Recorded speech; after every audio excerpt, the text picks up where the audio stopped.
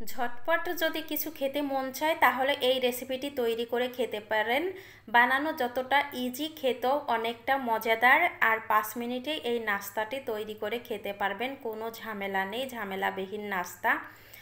নমস্কার, সবাইকে স্বাগত জানাচ্ছি নতুন আরও একটি রেসিপি দেখার জন্য। আজকে আমি 1 কাপ চালের গুঁড়া 1 কাপ ময়দা দিয়ে বিকেলের নাস্তা তৈরি করব। প্রথমে লাগবে একটা 7 আপের বোতল কিংবা জলের বোতল, যে কোনো বোতল নিলেই হবে। সেই মুখটা আমি ছিদ্র করে নিচ্ছি, একটা লোহা দিয়ে পুড়িয়ে এভাবে ছিদ্র করে নিতে হবে। আর ছিদ্রটা যেন বেশি বড় না হয়ে যায়, এদিকে খেয়াল রাখতে হবে।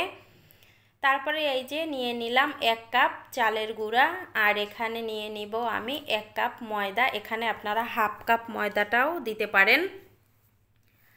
তারপরে আমি এখানে দিয়ে দিব স্বাদ মতো লবণ। লবণটা দেওয়ার পরে এখানে দিয়ে দিব চিনি, মিষ্টিটা আপনাদের উপর ডিপেন্ড করে। তারপরে এখানে নর্মাল তাপমাত্রায় থাকা জল দিয়ে এগুলো একসঙ্গে মিশিয়ে নিতে হবে।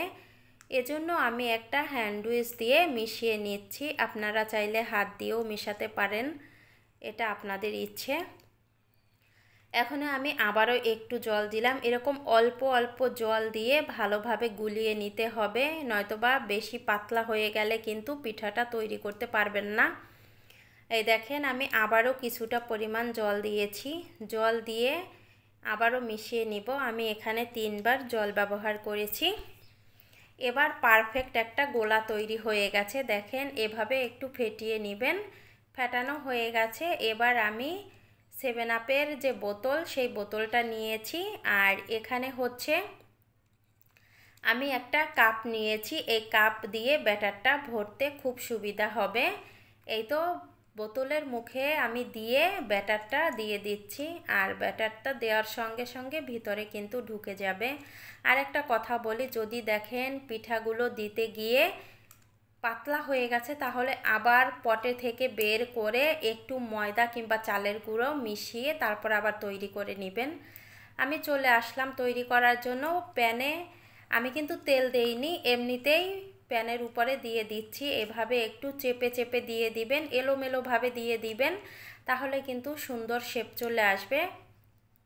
আমি যেভাবে দিয়ে দিচ্ছি দেখতেই কিন্তু পাচ্ছেন, আমি এলোমেলোভাবে দিয়েছি। এলোমেলোভাবে দিয়ে 2 মিনিট অপেক্ষা করেছি। যখনই নিচ দিয়ে দেখবেন একটু লাল লাল চলে এসেছে, তখনই এগুলো পাটিসাপটা পিঠার মতো এক পাশ থেকে মুড়িয়ে অন্য পাশে নিয়ে যেতে হবে। দেখেন, সুন্দর একটা কালার চলে আসবে।